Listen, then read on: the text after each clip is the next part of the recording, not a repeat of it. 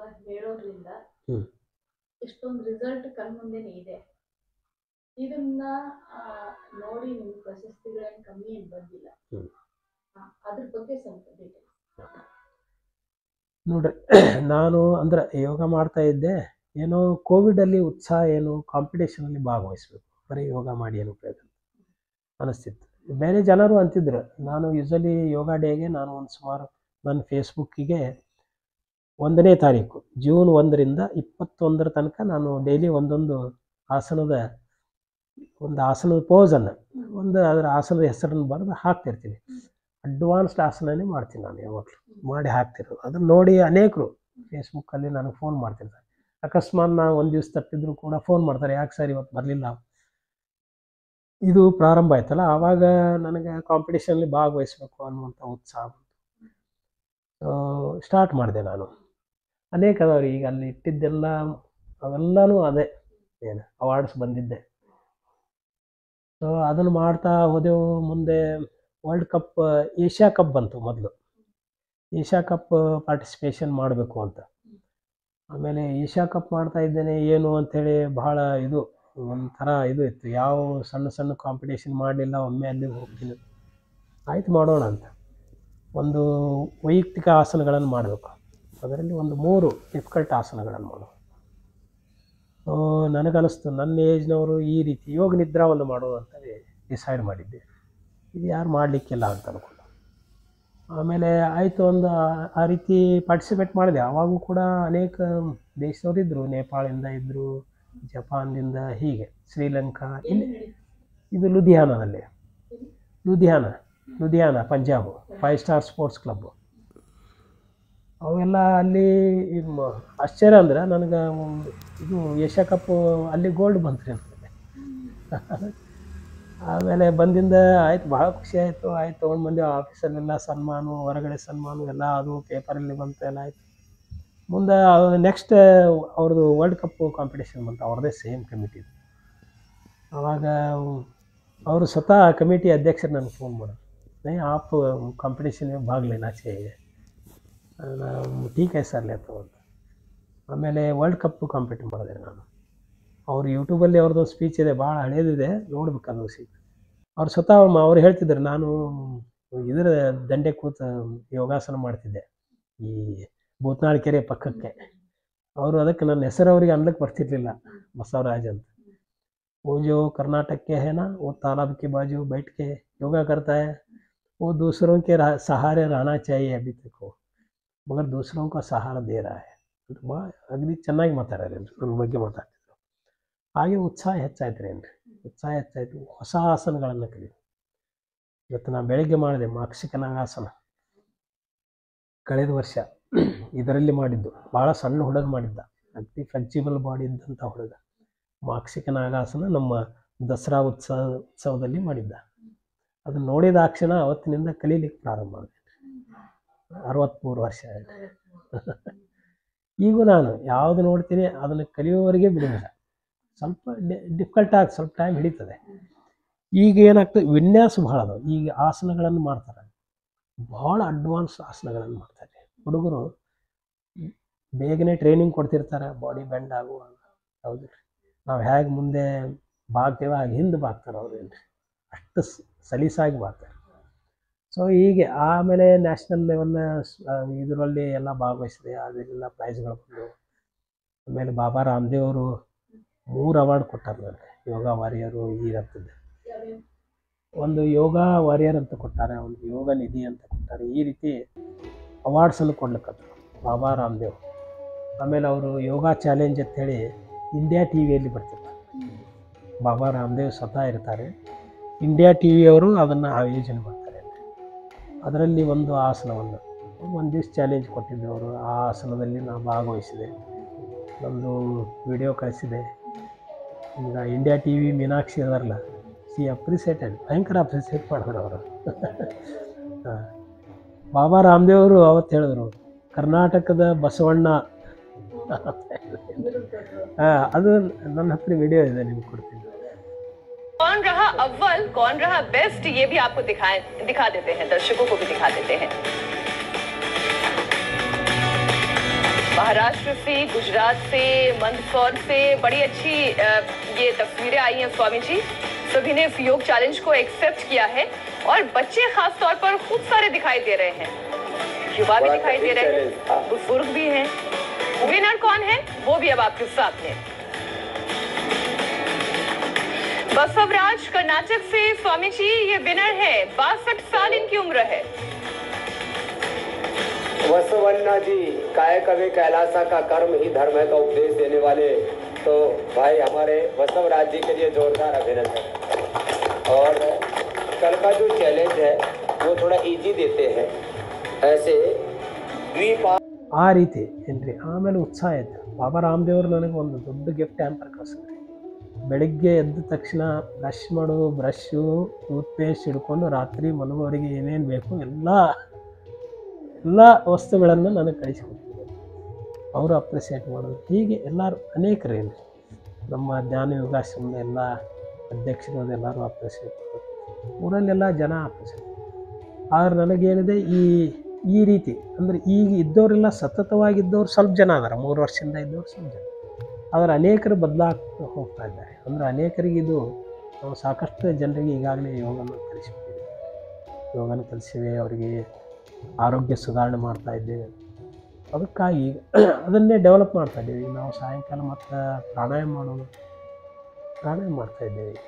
ಅದು ಪ್ರಾಣಾಯಾಮ ಮೊನ್ನೆ ಇತ್ತೀಚೆಗೆ ನಿಮಗೆ ಜೀವಮಾನ ಜೀವಮಾನ ಹೌದು ರೀ.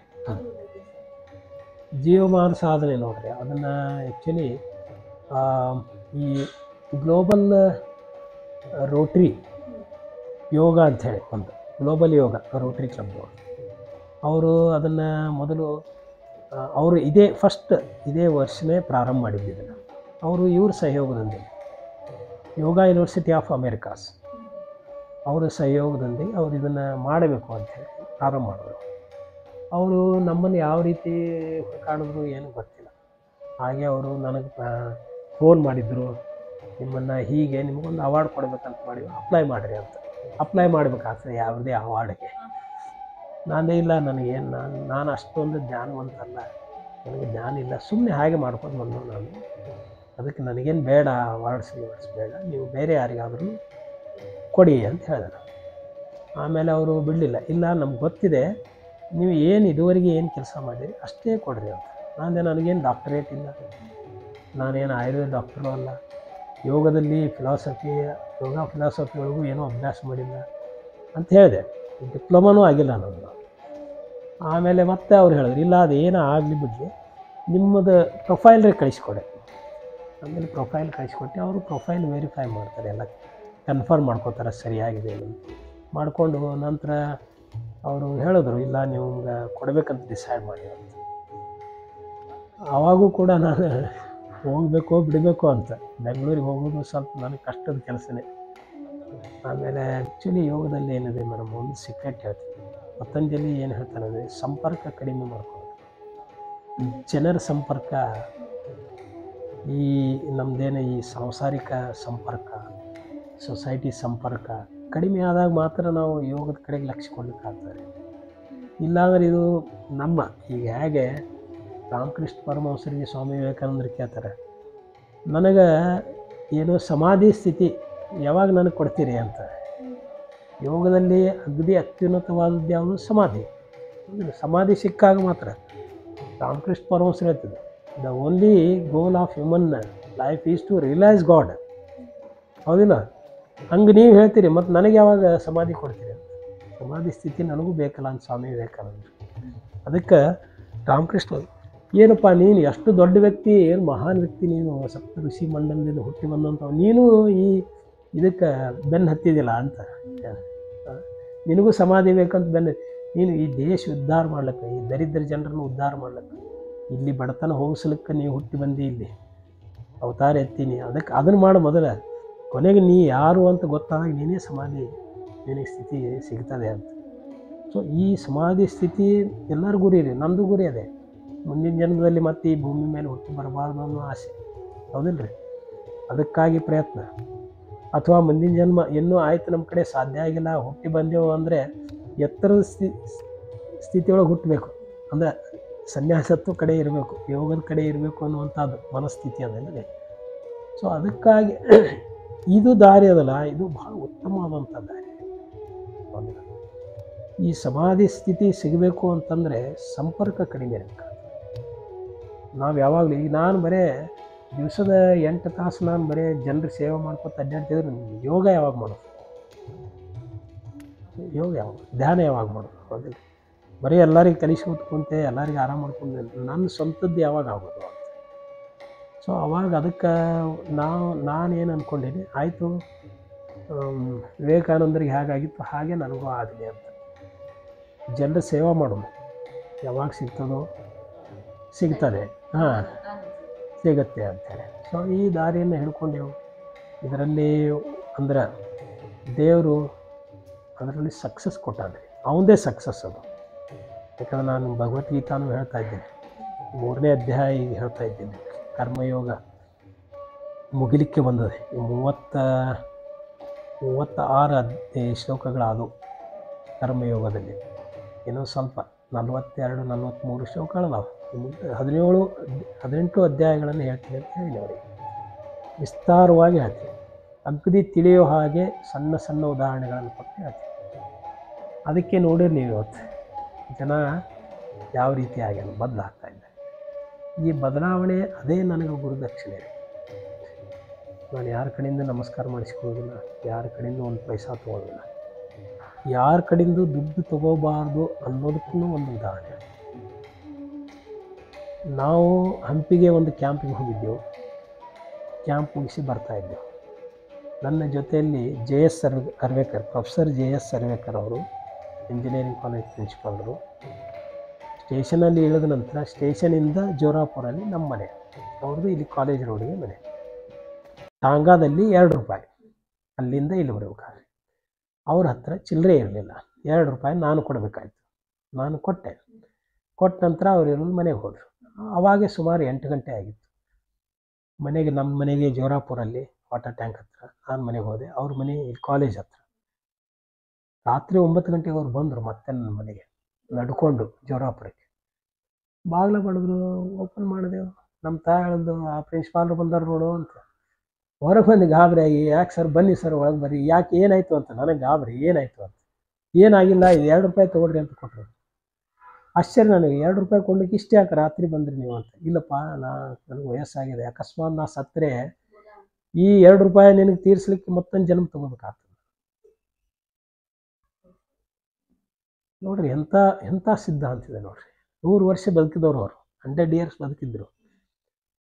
ಆಮೇಲೆ ಅವಾಗಿಂದ ಅನಿಸ್ತು ನನಗೆ, ಬೇರೆಯವ್ರ ಋಣದಲ್ಲಿ ಇರಬಾರ್ದು ಅಂತ. ಮತ್ತು ಇವ್ರು ಯಾರೋ ಬಂದು ನನಗೆ ದುಡ್ಡು ಕೊಟ್ಟರು, ಆ ದುಡ್ಡು ಋಣದಲ್ಲಿ ಇರಬಾರ್ದು ಅನ್ನುವಂಥ ಭಾವನೆ ಬಂದ ನಂತರ ನಾನು ಕಂಪ್ಲೀಟ್ ಸ್ಟಾಪ್ ಮಾಡಿದೆ. ಅವರಿಗೆ ಏನು ಒಟ್ಟು ದುಡ್ಡು ಕೊಡ್ತಿದ್ದೀರಿ ಅಂದರೆ ಬೇರೆಯವ್ರ ಕಡೆ ಕ್ಲಾಸ್ ಹೇಳಿಸ್ಕೊಡ್ರಿ, ನಾನು ಮತ್ತೆ ಬೇರೆ ಕಡೆ ಹೋಗ್ತೀನಿ, ಬಡವ್ರ ಹತ್ರ ಹೋಗ್ತೀನಿ ಅಂತ. ಸೊ ಈ ರೀತಿ ಮಾಡ್ಕೊಂಡು ಬಂದೀನಿ. ದೇವರು ಆದ್ರೆ ಯಾವುದೇ ಕೆಲಸ ಮಾಡಿದ್ರು ನೋಡಿರಿ, ಇದರಲ್ಲಿ ಆದರೂ ಅದೇ ಥರದ ಕೃಷ್ಣ ಪ್ರಜ್ಞೆಯಲ್ಲಿ ಕೆಲಸ ಮಾಡುವಂಥ ಕೃಷ್ಣ ಹೇಳ್ತಾರೆ. ಕೃಷ್ಣ ಪ್ರಜ್ಞೆ ಅಂದರೆ ದೇವರಿಗೆ ಏನು ಕೆಲಸ ಮಾಡ್ತೀವೋ ಅದನ್ನು ಅರ್ಪಣೆ ಯಾರಿಗೆ ಮಾಡೋದು? ದೇವರಿಗೆ ಅರ್ಪಣೆ. ಅವಾಗ ಮಾತ್ರ ಸಕ್ಸಸ್ ಸಿಗ್ತದೆ ರೀ. ಮೊದಲು ಬೆಳಗ್ಗೆ ಎದ್ದ ತಕ್ಷಣ ಕ್ಲಾಸ್ನಲ್ಲಿ ಕೂತ ತಕ್ಷಣ ಮಂತ್ರ ಹೇಳಿದ ತಕ್ಷಣ ಈ ಕ್ಲಾಸು ರಾಮಕೃಷ್ಣ ಪರಮಹಂಸರಿಗೆ ಅರ್ಪಣೆ ಮಾಡಿ ಆಮೇಲೆ ಕ್ಲಾಸ್ ಹೇಳೋದು. ರಿಸಲ್ಟ್ ಸಿಗ್ತಾ ಇದೆ. ಥೈರಾಯ್ಡ್ದವ್ರು ಗುಳಿಗೆ ಬಿಡ್ಲಿಕತ್ತಾರೆ, ಶುಗರ್ದವ್ರು ಗುಳಿಗೆ ಬಿಡ್ಲಿಕತ್ತಾರೆ, ಕೈಕಾಲು ನೋವು ಇದ್ದವ್ರು ಯಾರಿಗೂ ಕೈಕಾಲು ನೋವಿಲ್ಲ, ಈವನ್ ಮೆಂಟಲಿ ಡಿಸ್ಟರ್ಬ್ಡ್ ಇದ್ದವ್ರು ಆರಾಮಾಗ್ಲಿಕತ್ತಾರೆ. ಜೀವನದಲ್ಲಿ ನಾನು ಸೋತೆ ಮುಗೀತು ನನ್ನ ಜೀವನ ಅಂದವರು ಇವತ್ತು ಎದ್ ನಿಲ್ಲಕ್ ಬರ್ತಾ ಇದಾರಲ್ಲ, ನನಗೆ ಅದು ದೊಡ್ಡ ಸಂತೋಷ. ನೀವು ಮಕ್ಳಿಗೆ ಹೇಳ್ಕೊಡ್ತಿಲ್ಲ, ಹೆಂಗಿದ್ದು ಹೇಳ್ಕೊಡ್ತಿಲ್ಲ, ನಿಮ್ ಹತ್ರ ಬರೋರು ಇನ್ನು ನನ್ನ ಜೀವನನೇ ಸಾಕು, ನನಗೆ ಎದ್ದು ಅಡ್ಡಾಡಕ್ ಬರ್ತಾ ಇಲ್ಲ, ನಂದೊಂದು ರೊಟ್ಟಿ ನಾನು ಮಾಡ್ಕೊಂಡು ತಿನ್ನಕ್ ಆಗ್ತಾ ಇಲ್ಲ, ನನ್ನ ನೋಡ್ಕೊಳ್ಳೋರು ಯಾರು ಇಲ್ಲ ಅನ್ನೋ ಸ್ಥಿತಿಯಲ್ಲಿ ಇದ್ದವ್ರು ಬಂದ್ರು. ಇವತ್ತು ಅವ್ರು ನಾನು ಬೆಳಿಗ್ಗೆ ಮಾತಾಡ್ಸಿದಾಗ ಅವ್ರ ಮುಖದಲ್ಲಿರೋ ಏನದು ಸ್ವಾಭಿಮಾನದ ಒಂದು ನಾನ್ ನಿಲ್ತೀನಿ, ಇನ್ಮೇಲೆ ನಾನು ಎಲ್ಲಾನು ಮಾಡ್ತೀನಿ, ಅದು ನಿಮ್ಮ ಪ್ಲಸ್ ಪಾಯಿಂಟ್. ಯಾಕಂದ್ರೆ ಹೆಂಗಿದ್ದವರು ಮಾಡ್ತಾರೆ. ಆದ್ರೆ ಈ ವಯಸ್ಸು ಕಾಲ್ ಎತ್ತಿಡಕ್ ಆಗಲ್ಲ ಅಂತ ಮಾತಾಡಿದ್ರು ಅವ್ರು. ನನಗೆ ನಾನೇ ಕಣ್ಣಾಲೆ ನೋಡಿದೀನಿ ಎಷ್ಟೋ ಜನರು ಅಲ್ಲಿ ಬರೋರೆಲ್ಲ ನಮ್ಗೆ ಆಲ್ರೆಡಿ ಹಳೆ ಫ್ರೆಂಡ್ಸ್, ಹಾಂ ನನ್ಗೆ ಅವ್ರ ಜೊತೆ ಒಡನಾಟ ಇದೆ. ಹಾಂ ಅಂತವ್ರು ಹೌದು ಮುಗೀತು ನನ್ ಜೀವನ ಅಂತ ನನ್ ಲಾಸ್ಟ್ ಟೈಮ್ ಬಂದಾಗ ಮಾತಾಡಿದ್ರು. ಇವತ್ತು ನನಗೆ ಉತ್ಸಾಹ ಕರ್ಕೊಂಡ್ ಬಂದಿದ್ದಾರೆ. ಹೌದು ಹಂಗಾಗಿ ನನ್ಗೆ ನಿಮ್ಮ ಕಾರ್ಯ ಇದೆಯಲ್ಲ 10 ದಿನದಲ್ಲಿ ರಿಸಲ್ಟ್ ಅಂದ್ರಲ್ಲ, ನನಗೆ ಹಿಂಗೆ ಒಬ್ಬ ನಿಮ್ಮ ಅಭಿಮಾನಿ 10 ದಿನಕ್ಕೆ ಫೋನ್ ಮಾಡಿ ಹೇಳಿದ್ರು. ಹಾಂ ಯಾವಾಗ ಫೋನ್ ಮಾಡಿದ್ರು ಬರೀ ನೋವು ಹೇಳೋರು. ನಾನು ಸ್ಟ್ರಿಕ್ಟ್ ಆಗಿ ಹೇಳ್ಬಿಟ್ಟಿದ್ದೆ, ನೋವು ಹೇಳೋದಿದ್ರೆ ನಾನು ಫೋನ್ ಮಾಡ್ಬೇಡ, ನೋವು ಕೇಳಿ ಕೇಳಿ ಕೇಳಿ ಸಾಕಾಗ್ಬಿಟ್ಟಿದ್ದೆ. ಹಂಗಾಗಿ ನೀನ್ ನೋವು ಹೇಳೋದಿದ್ರೆ ಮಾಡ್ಲೇಬೇಡ. ಅವರು 10 ದಿನ 15 ದಿವಸ ಬಂದ ಮೇಲೆ ನನಗೆ ಫೋನ್, ಅಲ್ಲಿವರೆಗೂ ನನ್ನ ಫೋನ್ ಸಿಕ್ಕೇ ಇಲ್ಲ ಬಿಡಿ, ಕನೆಕ್ಟ್ ಇಲ್ಲ. ನಿಮ್ಗೊಂದು ಗುಡ್ ನ್ಯೂಸ್ ಹೇಳಿದ್ರು. ಏನು, ನಾನು ಯೋಗಕ್ಕೆ ಹೋಗ್ತಾ ಇದೀನಿ, ನನ್ನಲ್ಲಿ ದೇಹದಲ್ಲಿ ಯಾವ ನೋವು ಇಲ್ಲ, ನನ್ಗೆ ಕೃಷ್ಣ ಹೆಂಗೋ ದಾರಿ ತೋರಿಸಿದೆ. ನಾನು ಇಲ್ಲಾಂದ್ರೆ ಬೆಂಗಳೂರಿಂದ ಕರೆಸಿ ವ್ಯವಸ್ಥೆ ಮಾಡ್ತಾ ಇದ್ದೆ, ಅದು ನಡೆದಿತ್ತು ಕಾರ್ಯ ತಲೆಯಲ್ಲಿ. ಹೆಂಗ್ ಮಾಡ್ಬೇಕು, ಅಥವಾ ಒಂದ್ ಸ್ವಲ್ಪ ಜಾಗ ಹುಡುಕೊಡಿ ನನ್ಗೆ, ಅವ್ರನ್ನ ಮನೇಲಿ ಇರಕ್ಕೆ ಒಂದಿಷ್ಟು ವ್ಯವಸ್ಥೆ ಮಾಡ್ಕೊಡಿ, ನಾನು ಕರೆಸ್ತೀನಿ ಅಂದ್ರೆ ಒಂದಿಷ್ಟು ಜನನ್ನ ಸೇರಿ, ಒಂದ್ 15-20 ಜನ ಸೇರಿ ನೀವು ಕಲ್ತು ನೀವು ಮುಂದುವರಿರಿ ಅನ್ನೋ ಒಂದು ಐಡಿಯಾದಲ್ಲಿ ಇದ್ದೆ ನಾನು. ಇವ್ನ ಹೆಂಗಾರ ಮಾಡಿ ಎಬ್ಬಿಸ್ಬೇಕು ಅಂತ ಅಷ್ಟೊತ್ತಿಗೆ ಸರಿಯಾಗಿ ಸಿಕ್ಕಿದೆ. ನಂಗೆ ಬಹಳ ಅವತ್ತು ಏನಂದ್ರೆ ಎಷ್ಟು ಸಂತೋಷ ಅಂದ್ರೆ, ನಾನೇ ನನ್ನ ಆರೋಗ್ಯ ಸುಧಾರಿಸ್ಕೊಂಡೆ ಹಂಗಾಯ್ತು. ಅದಕ್ಕೆ ನಾನು ಇಲ್ಲ ಟೈಮ್ ಮಾಡ್ಕೊಂಡ್ ಬರ್ತೀನಿ, ನಾನು ಭೇಟಿ ಮಾಡ್ತೀನಿ ನಿಮ್ಮನ್ನೆಲ್ಲ. ಮತ್ತೆ ಈ ಬಿಜಾಪುರ ಡಿಸ್ಟಿಕ್ ಕೋರ್ಟ್ ಇಬ್ಬರು ಜಡ್ಜಸ್ಗೆ ಕ್ಲಾಸ್ ಹೇಳ್ತಿದ್ದೆ ನಾನು. ಡಿಸ್ಟಿಕ್ ಕೋರ್ಟ್ ಜಡ್ಜಸ್ಸು ಅವರು ಹೀಗೆ ಈಗ ನೋಡ್ರಿ, ಈಗ ಯಾವ ರೀತಿ ಈಗ ಯಾರಿಂದ ಬಾಯಿಂದ ಕೇಳ್ತಾರೆ, ನೀವು ಹೇಗೆ ಕೇಳ್ಕೊಂಡ್ರೆ ಆ ರೀತಿ ಕೇಳ್ಕೊಂಡು ಅವರು ಬಂದು, ಇಲ್ಲ ಪೊಲೀಸರು ಮೊದಲು ಫೋನ್ ಮಾಡಿದ್ರು, ನೀವು ಇಲ್ಲಿ ಬಂದು ಜಡ್ಜಸ್ ಕ್ಲಾಸ್ ಹೇಳಬೇಕು ಅಂತ. ಅದೆಲ್ಲ ಆಗೋದಿಲ್ಲ ನನಗಂತೇಳಿ, ಏನಿದ್ರು ಇಲ್ಲೇ ಬರಬೇಕು. ಇಲ್ಲ ಜಡ್ಜಸ್ ಹೆಂಗೆ ಬರ್ತಾರೆ ರೀ, ಸಾರ್ವಜನಿಕ ಸ್ಥಳದಲ್ಲಿ ಬರೋದಿಲ್ಲ, ಅವರು ಅಲ್ಲೇ ಬರಬೇಕು ಅಂತ.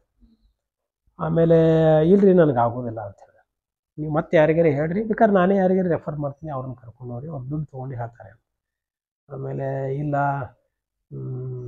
ನೋಡಿರಿ ಸರ್ ನೀವೇ ಹೇಳ್ಬೇಕಂತ ಅವ್ರ ಅಪೇಕ್ಷೆ ಅಂತ ಮುಂದೆ ಸ್ವತಃ ಜಡ್ಜಿ ಅವ್ರಿಗೆ ಫೋನ್ ಮಾಡೋರು. ನಾನು ಮಾಡಿಂದ ಸರ್ ಹೇಳ್ರಿ ಅಂತ, ಇಲ್ಲ ನೀವು ದಯಮಾಡಿ 10 ನಿಮಿಷ ನನಗೆ ಭೇಟಿಯಾಗಿ ಹೋಗ್ರಿ ಅಂದರು. ಅಂದೆ ಇದೇನು ಬತ್ತಪ್ಪ ಅಂತ. ಆಯಿತು ಎಲ್ಲಿ ಬರಬೇಕು ಅಂದ್ರೆ ನಮ್ಮ ಕ್ವಾರ್ಟರ್ಸಿಗೆ ಬರ್ರಿ ಅಂದರು. ಆಯ್ತು ಸರಿ ಅಂತ ಕ್ವಾರ್ಟರ್ಸಿಗೆ ಹೋದೆ ರೀ. ಜಡ್ಜ್ ಅಂದರೆ ಒಂದು ಒಳ್ಳೆ ನಮ್ಗೆ ಗೌರವ ಇದೆ ರೀ ಅವ್ರ ಬಗ್ಗೆ, ನ್ಯಾಯ ಒದಗಿಸೋರು. ಅದಕ್ಕೆ ಹೋದ ತಕ್ಷಣ ಅವ್ರನ್ನ ಭೇಟಿ ಆಗೋದೇ ಭಾಳ ಡಿಫಿಕಲ್ಟ್ ಆಯ್ತು ನನಗೆ ಫಸ್ಟ್ ಡೇ ಹೋದಾಗ. ಇಲ್ಲೇನು ಬಂದು ಕ್ಲಾಸ್ ಹೇಳೋದು ಅನ್ನಿಸ್ತು ನನಗೆ. ಯಾರ್ಯಾರೋ ಇರ್ತಾರೆ, ಎಲ್ಲೋ CC ಕ್ಯಾಮ್ರಾ ಇದೆ, ಎಲ್ಲ ಇದೆ. ಈಗ ನನಗೇನು ಏನೋ ಯಾವುದೋ ಗಂಧದಾಗ ಸಿಕ್ಕಾಕೊಳ್ತೀನಿ ಏನೋ ಅನ್ನೋ ಹೆದರಿಕೆ ಬಂತು. ಆಮೇಲೆ ಒಳಗಡೆ ಕೊನೆಗೆ ಬಿಟ್ಟರು, ಹೋದೆ. ಆಮೇಲೆ ಎಲ್ಲ ಮಾತಾಯ್ತು ಅವ್ರ ಜೊತೆಲಿ. ಅವ್ರು ಹೇಳಿದ್ರು, ನಾನು ಬೆಳಗ್ಗೆ ಹೋಗ್ತೇವೆ, ಅವರು ಇನ್ನೊಬ್ಬರು ಜಡ್ಜಿಗೆ ಕರೆಸಿದ್ರು, ಅವರಿಬ್ಬರು ಕೂಡಿ ಹೇಳಿದ್ರು, ನಾವು ನೋಡಿ ರಾತ್ರಿ 2 ಗಂಟೆವರೆಗೆ, ನನಗೆ ಗೊತ್ತಿಲ್ಲ ಜಡ್ಜಿ ಈ ರೀತಿ ಕೆಲಸ ಮಾಡ್ತಾರೆ.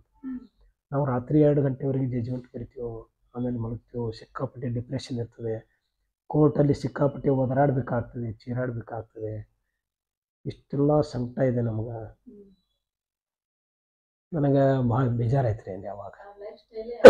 ಅದೇ ನಮ್ಮ ಲೈಫ್ ಸ್ಟೈಲ್ ಹೀಗಿದೆ, ನಮಗೆ ಯೋಗದ ಅವಶ್ಯಕತೆ ಭಾಳ ಇದೆ. ಆಮೇಲೆ ನೀವು ದುಡ್ಡು ಎಷ್ಟು ಬೇಕಾಷ್ಟು ತೊಗೊಳ್ರಿ, ನಮಗೆ ದುಡ್ಡು ಸಾಕಷ್ಟಿದೆ ಕೊಡ್ತೀವಿ ಅಂದ್ರೆ. ಇಲ್ಲ ಸರ್ ನಾಳೆಯಿಂದನೇ ಸ್ಟಾರ್ಟ್ ಮಾಡೋಣ ಕ್ಲಾಸ್ ಅಂತ. ನೆಕ್ಸ್ಟ್ ಡೇಯಿಂದ ಕ್ಲಾಸ್ ಸ್ಟಾರ್ಟ್ ಮಾಡಿದೆ. ನೆಕ್ಸ್ಟ್ ಡೇಯಿಂದ ಇಲ್ಲಿ ಕ್ಲಾಸ್ ಮುಗಿಸಿ ಅವ್ರ ಮನೆಗೆ ಹೋಗಿ ಅವ್ರ ಕ್ಲಾಸ್ ಇಬ್ಬರೇ ಜಡ್ಜಸ್ ಬರ್ತಿದ್ರು. ಅವಾಗಿದು 5ರಿಂದ 6 ಇಲ್ಲ ಮೇಡಮ್, 6ರಿಂದ 7 ಇತ್ತು. 7ರಿಂದ 8, 7 ಹೋಗ್ತಿದ್ದೆ ನಾನು. 7:15 ಹೋಗ್ತಿದ್ದೆ, ಹೋಗಿ 8:15 ಮುಗಿಸಿ ಬರ್ತಿದ್ದೆ ನಾನು. ಸೊ ಅವರಿಗೆ ಹೇಳಿದೆ ನಾನು, ಆಯಿತು ನಾನು ನಿಮ್ಮದು ಸಂಕಟ ಇನ್ನು ಹೇಳಬೇಡ್ರಿ, ನಾನು ಬರ್ತೀನಿ ನಾಳೆಯಿಂದ ಕ್ಲಾಸಿಗೆ. ಅವ್ರು ನನ್ನ ಒಂದು ರಿಕ್ವೆಸ್ಟ್ ಇದೆ, ಏನು ನನಗೆ ಇವತ್ತು ನಿಮ್ಮನ್ನು ಭೇಟಿ ಆಗ್ಬೇಕಾದ್ರೆ ಭಾಳ ಕಷ್ಟ ಆಯಿತು, ಆ ರೀತಿ ಆದ್ರೆ ನನಗೆ ಬರ್ಲಿಕ್ಕೆ ಆಗೋಲ್ಲ ಅಂತ. ಇಲ್ಲ ನಾಳೆಯಿಂದ ನಿಮಗೆ ನಾವು ಡೋರ್ ಓಪನ್ ಇಟ್ಟಿರ್ತೀವಿ, ನಾವು ಸ್ವತಃ ಹೊರಗೆ ಕೂಡ್ತೇವೆ, ನೀವು ಬರ್ರಿ. ನೆಕ್ಸ್ಟ್ ಡೇಯಿಂದ ಪಾಪ ಅವ್ರು ಅಷ್ಟು ಅರೇಂಜ್ ಮಾಡಿದ್ರು. ಅವ್ರ ಹೆಸರು ಹೇಳೋದು ಬ್ಯಾಡ್ರಿ. ಸೊ ಅದರಲ್ಲಿ ಒಬ್ಬರು ಸ್ವಲ್ಪ ಫಿಸಿಕಲಿ ಹ್ಯಾಂಡಿಕ್ಯಾಪ್, ಅವ್ರದ್ದು ಎಡಗಾಲು ತೊಂದರೆ ಆಗಿತ್ತು ಪೋಲಿಯೋದಿಂದ. ಅವರು ಏನು ಮಾಡಿದ್ರಿ ಅಂದರೆ, ಅವರು ಹೇಳಿದ್ರು, ಅವ್ರು ಸ್ವತಃ ಹೇಳಿದ್ದೆ ಹೇಳ್ತೀನಿ ನಿಮಗೆ. ಅವರಿಗೆ ಸುಮಾರು 1-2 ತಿಂಗಳ ಕ್ಲಾಸ್ ಹೇಳಿದೆ. ಅವರು ಅವರು ಇನ್ನೊಂದು ದುಃಖ ಫಸ್ಟ್ ಡೇ ತೋಡ್ಕೊಂಡ್ರು. ನನಗೆ ಏನಾಗಿದೆ ಅಂದರೆ ನಾನು ಈ ಕಾಲ ಕೆಲಸ ಮಾಡ್ತಾಯಿದ್ದೆ, ಮೊದಲು ಮಾಡ್ತಾಯಿತ್ತು, ಬಡಿಗೆ ಇಟ್ಕೊಂಡು ಅಡ್ಡಾಡ್ತಾ ಇದ್ದೆ. ಈ ಕಾಲ ಪರಿಸ್ಥಿತಿ ಏನಾಗಿದೆ ಅಂದರೆ ಈ ಕಾಲು ಪೂರ್ತಿ ನಿರ್ಬಲವಾಗ್ತಾ ಹೋಗ್ತಾ ಇದೆ. ಕಳ್ಕೊಳಕತ್ತದೆ. ನನಗೆ ಮುಂದೆ ಹೆಂಗೆ ನನ್ನ ಬದುಕು ಹೆಂಗೆ ಅಂತ ಹೇಳಿದ್ರು. ನನಗೆ ಭಾಳ ಬೇಜಾರಾಗಿತ್ತು ರೀ ಅವತ್ತು. ಇಲ್ಲ ಸರ್, ಆ ಕಾಲ ಮೊದಲೇ ಸ್ಥಿತಿಗೆ ಬರೋ ಅಂದರೆ ಶಕ್ತಿ ಹೇಗಿತ್ತು ಹಾಗೆ ಮಾಡೋದು ನನ್ನ ಜವಾಬ್ದಾರಿ ಮಾಡಿ. ಅವ್ರದ್ದು ಏಜ್ ಭಾಳ ಹೆಂಗ್ರಿ 45 ಇರ್ಬೇಕು ಭಾಳ. ಆಮೇಲೆ ಆಯಿತು ಅಂಥೇಳಿ ನೆಕ್ಸ್ಟ್ ಡೇಯಿಂದ ನಾವು ಹೋಗ್ಲಿಕ್ಕೆ ಸ್ವತಃ ಕಾಲು ಹಿಡಿದು ನಾನು ಈಗ ಹೇಗೆ ರೋಟೇಷನ್ ಮಾಡ್ತೀವಲ್ಲ, ಸೈಕ್ಲಿಂಗ್ ಮಾಡಿಸೋದು, ಕಾಲು ಹಿಡ್ಕೊಂಡೆ ಅವ್ರ ಕಾಲು ಹಿಡದೆ ನಾನು ಸೈಕ್ಲಿಂಗ್ ಮಾಡಿಸೋದು. ಆ ಕಾಲು ಹಿಡಿದು ಎತ್ತಲಕ್ಕೆ ಬರ್ತಿರ್ಲಿಲ್ಲ, ಆ ಕಾಲು ಹಿಡಿದು ಅವರಿಗೆ ನಾನು ಫಸ್ಟ್ ಡೇಯಿಂದನೇ ಏನ್ರಿ ಅವರಿಗೆ ಉತ್ಥಾನ ಪಾದಾಸನ ಮಾಡಿಸ್ತಿದ್ದೆ ಏನ್ರಿ, ಆಮೇಲೆ ಪವನ್ ಮುಕ್ತಾಸನ ಮಾಡಿಸ್ತಿದ್ದೆ, ನೌಕಾಸನ ಮಾಡಿಸ್ತಿದ್ದೆ. ಈ ಕಾಲು ಸ್ಟ್ರಾಂಗ್ ಅವರು ಬಲಗಾಲ ಎತ್ತಿಡ್ತಿದ್ರು, ಎಡಗಾಲ ಎತ್ತಿಲ್ಲ, ಕೈಯಿಂದ ಎತ್ತಿ ಸೌಕಾಶ ಕೈ ಬಿಡ್ಕೊಂತ ಹೋಗ್ತಿದ್ದೆ. ಹಿಡ್ರಿ ಸರ್, ನೀವು ಗಟ್ಟಿ ಹಿಡ್ರಿ, ನಾ ಕೈ ಬಿಡ್ತೀನಿ, ಕೆಳಗೆ ಬೀಳ್ತದೆ ಕಾಲು ಅಂತ. ಹೀಗೆ ಅವ್ರನ್ನ ಕಲಿಸ್ರಿ. ಸುಮಾರು ಅವ್ರು ಹೇಳಿದ್ರು 1 ತಿಂಗಳು ಆದ ನಂತರ ಅವ್ರು ಊರಿಗೆ ಹೋಗಿದ್ದರು. ನನ್ನ ಶಕ್ತಿಯನ್ನು ಪರೀಕ್ಷೆ ಮಾಡೋ ಸಲುವಾಗಿ ನಾನು ಕಾರ್ ಒಂದು ಕಡೆ ಹಚ್ಚಿ ನಡಿಬೇಕು ಅಂತ ಪ್ರಯತ್ನ ಮಾಡೋದು. 1 ಕಿಲೋಮೀಟರ್ ನಡೆದೀನಿ ಅಂತ ಹೇಳಿದ್ರು.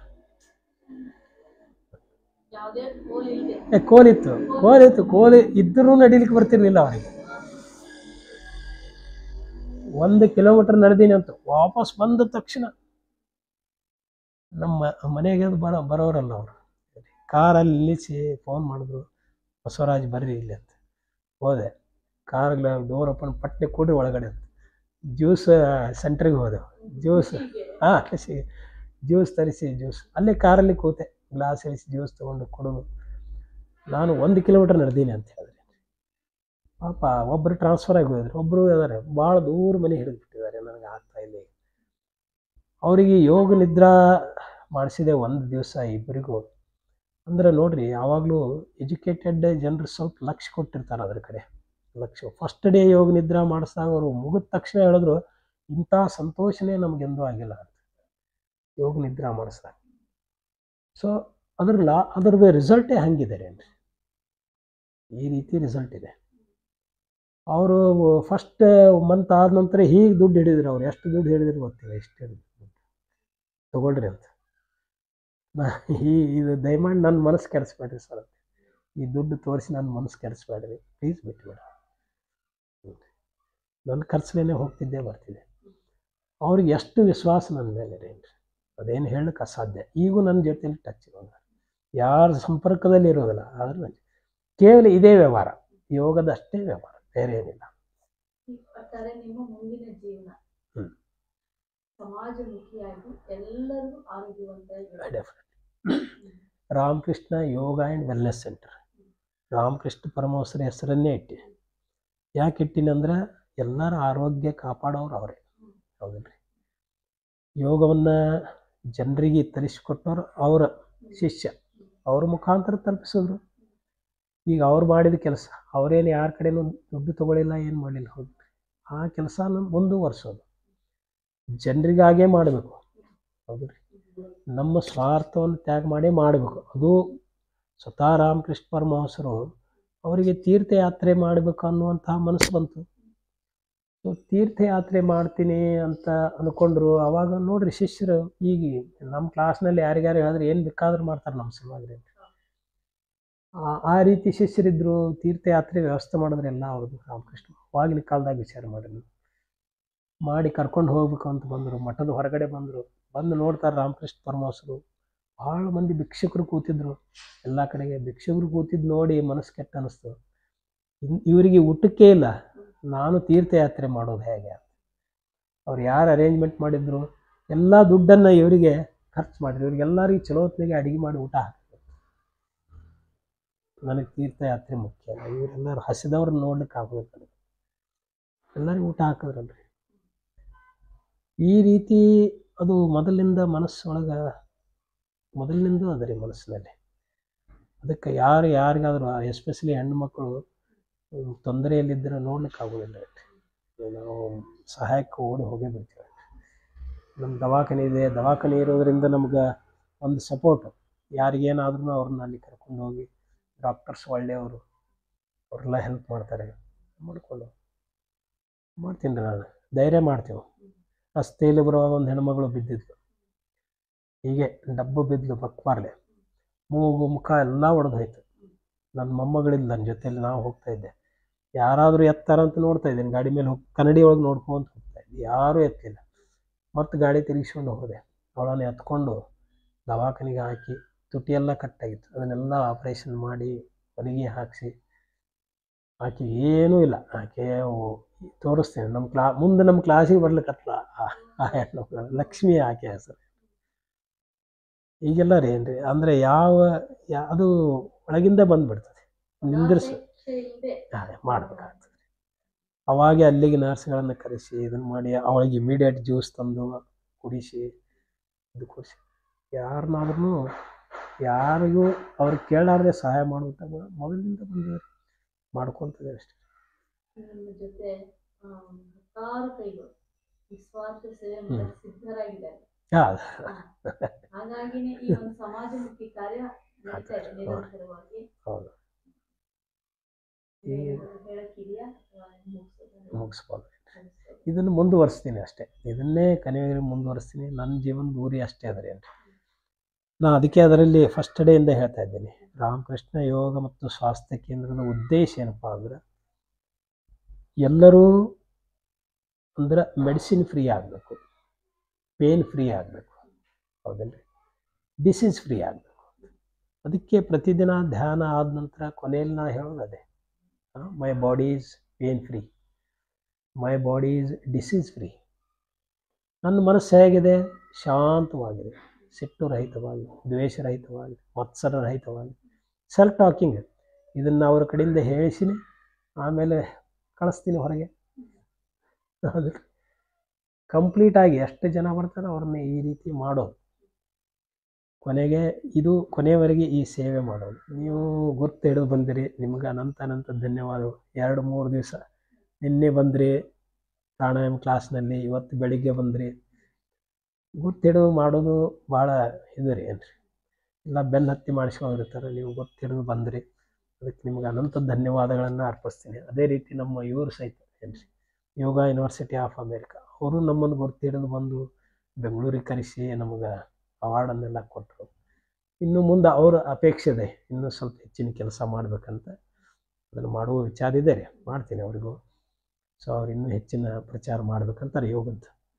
ಹಾಗೆ ರಾಮದೇವ್ ಬಾಬಾ ಅಂದರೆ ಭವರ್ಲಾಲ್ ಅವ್ರದ್ದು ಅಪೇಕ್ಷೆ ಇದೆ, ಹೆಚ್ಚಿನ ಕೆಲಸ ಮಾಡಿರಿ ಇದರಲ್ಲಿ ಅಂತ. ಅದನ್ನು ಮಾಡುವಂಥ ಉದ್ದೇಶಗಳದವ್ರು, ಅದನ್ನೆಲ್ಲ ದೇವರು ನಡೆಸ್ಕೊಳ್ಳಿ ಅಂತ ಹೇಳಿ. ಥ್ಯಾಂಕ್ ಯು, ಧನ್ಯವಾದ. ತಮ್ಮ ಅಮೂಲ್ಯವಾದ ಸಮಯ, ತಾವು ತುಂಬಾ ಬ್ಯುಸಿ ಇದ್ರು ನನಗಾಗಿ 1-2 ಅವರ್ ಸಮಯ ಕೊಟ್ಟು ತಮ್ಮ ಒಂದು ಅನುಭವನ ನನ್ನ ಜೊತೆ ಹಂಚ್ಕೊಂಡಿದ್ದೀರಾ. ಇನ್ನೂ ಹೀಗೆ ಮುಂದುವರಿಲಿ ನಿಮ್ಮ ಸಾಮಾಜಿಕ ಕಾರ್ಯ. ನಮ್ಮಿಂದ ಏನಾದ್ರೂ ಸಹಾಯ ಆಗೋದಿದ್ರೆ ನಾವು ಮಾಡ್ತೀವಿ, ಎಲ್ಲರೂ ಕೈ ಜೋಡಿಸೋಣ ಸಾಮಾಜಿಕ ಕೆಲಸ. ತುಂಬಾ ಧನ್ಯವಾದ. ಧನ್ಯವಾದ.